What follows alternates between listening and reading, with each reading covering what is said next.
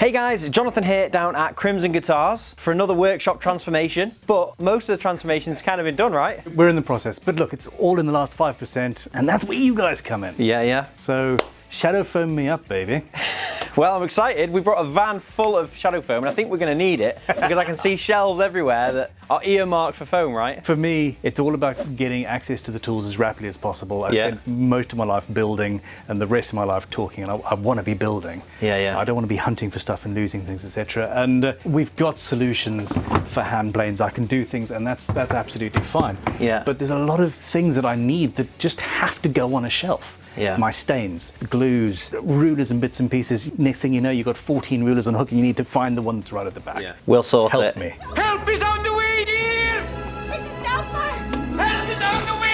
I'm excited to get my teeth into it. I mean, you have got a lot of miscellaneous, smaller little bits and all different shaped tools, haven't you? So that is where shadow foam works well. You're telling me this is just a fraction of what your tool haul is as well. I'm a collector. I'm a collector. I'm a user. I love tools. I love what you can do with them. And I can buy a tool that's 150 years old and it's still functional and usable for the purpose that it was made for. And we live in a day and age where you'll buy a new phone and a year and a half later it's toast. What the hell? But we're here for some foaming. And I think first job is probably cutting all of the foam to size and getting it all specced up, because then once I've got the pieces, we can do the layouts and figure all that stuff out. Right, so I think I know what you need to do. Get the foam sorted. Get the foam sorted.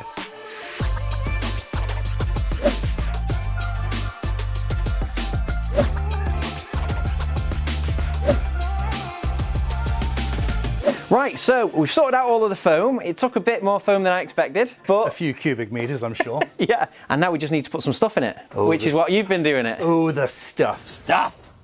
I love stuff. Yeah. The first thing genuinely is we've got our stains and finishes and things, and having those inlaid, easily accessible. How many of these have you got? There's a bunch of bits and pieces over there. Right, okay. And I use them on a semi-regular basis. Yeah. But also they sit on shelves all the time. And Yeah. stuff on shelves, you always end up with other stuff on top of them or on top of the shelf, and it's just an absolute mess. Shadow foam is perfect for this. Yeah. Right, so what I'll do now is I'll get all the foam out the wall, and then we'll start doing some layouts.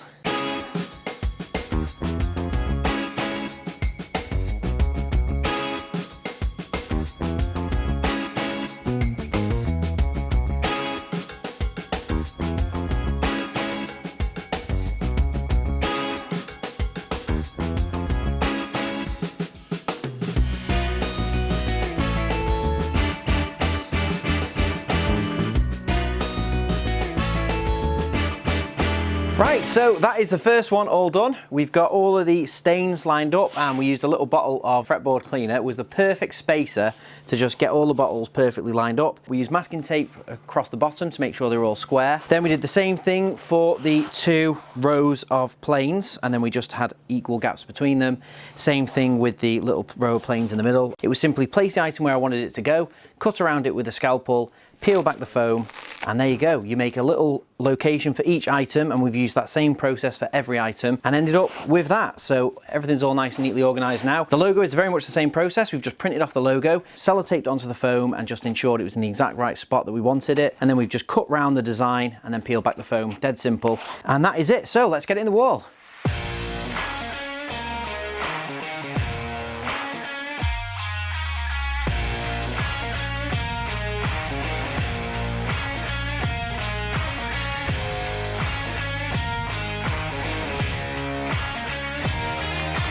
So that is the first one done, and it's looking sweet. On to the next. So it's like a symmetrical layout here, and equal and opposite to that one, we've got another panel going here, and we're going to have 12 of the stains in there, very similar to that one, plus a load of measurement tools. So let's get a layout sorted.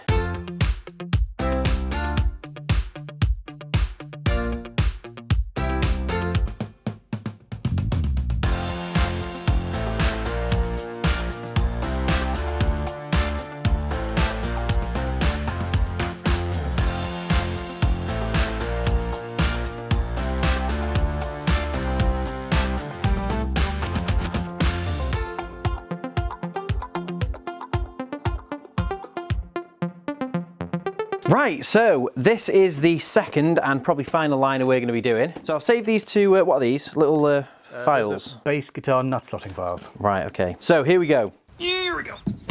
I'm going to save one for you, but all you do is you place the item where you want it to go, and then you just put a little bit of pressure on it. I mean, if you push really hard, you kind of end up distorting the foam. So you just want to press so it doesn't slip around. And then you're just using the scalpel like a pencil, and you're not cutting very deep at all. You're just literally tracing the profile onto the foam. Nothing more than that. It doesn't matter how deep you go, just as long as you've cut into the foam, just to give yourself basically the profile. That's all we're looking for at this stage.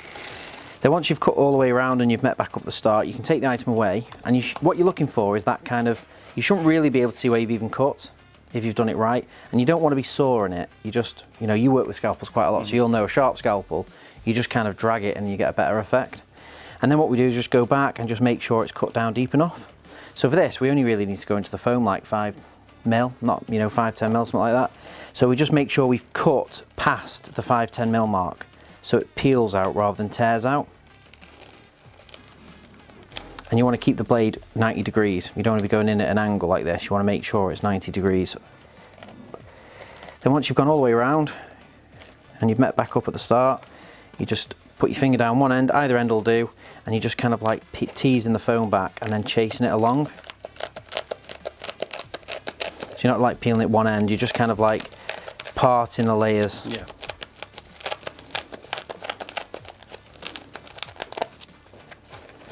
And that is pretty much it, and then the item, just do a little test fit. We're happy with that. Obviously once this one's cut in, we'll go back and put a finger slot across these. So Yep. when I'm doing layouts, that is something else I consider. I try and line things up in a way that I can get one finger slot across the whole bunch. Okay, yeah. And then obviously I've done the same here, we've done the same here, so that's it. Here's a scalpel, you've got a glove on. Fair enough. As a kid, my sister came up behind me when I was making a model aircraft once. Yeah. And I'd obviously, I mean, I was her brother, so I'd pissed her off, and she came up behind me and kicked me as hard as she could. And if I'd been wearing one of these, I wouldn't have cut half of my fingernail off. Is that what you did? Flipping heck. Ben, that's a page 1 story. The scalpels, they cut so quickly and cleanly that you only have to just brush past yourself with a knife and you're bleeding. It's a sign of a good scalpel, though. Yeah.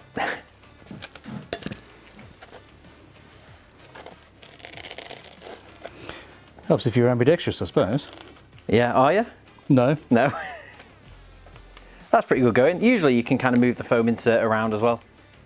But obviously this case, we've already got so much stuff in there, it's pretty stuck still, but that's it. I see how you, yeah, you got a cleaner pull than I did. Cleaner? Oh, much cleaner. She's not going to fall out. No, that's exactly it. I'll do a finger pull, yeah. So we just take these all out. And finger pulls are pretty essential. I mean, some people choose not to have them, but for me, I like the look. if you didn't have anything, Yeah. you're really squishing your fingers down the side. And over time, you go in the same place and you'll sort of deform the foam, and it's just not great. So I always use rulers for finger pulls because they're like 25 mil wide and it's the perfect fingers width Yeah. that you need.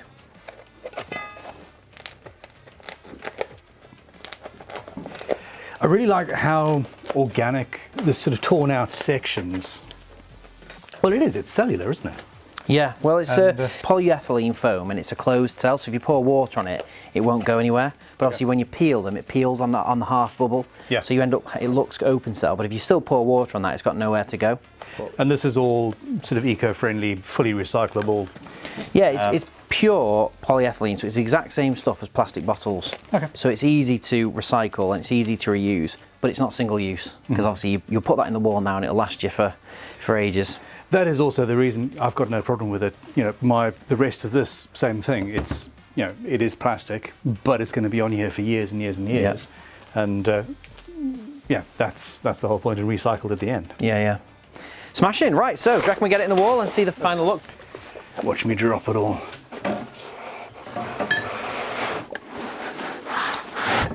It does look kind of cool on an angle, doesn't it? But Kind of cool. Yeah, I mean, I suppose on an angle with LEDs, etc. it does look cool, doesn't it? But it would need a bit of a backing support, but yeah, maybe one day. But for now, let's do it as planned.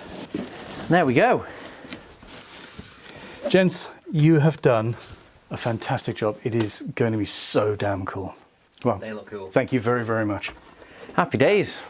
As I said earlier, genuinely, I'm looking forward to Getting finding out stuck what's into going others. into the other ones. Yeah, Yeah, absolutely. happy days. Make sure you head over to Crimson Guitars channel, Ben's channel, and check out all of the builds that they do over here in this very space, and it's exciting. I'm excited to see what's going to come up with the shadow foam in the backdrop. Well, I need to make some guitar cases at some point. Yeah. Let us know what in the comments below you'd like to see us make together, as long as it isn't a whole guitar, because this wouldn't sound very good. No. There's a structural integrity issue. And you don't want to put it in resin, no. No. The resin wouldn't soak into it, to be fair. Well, thanks very much for having us. Dude, thanks for coming.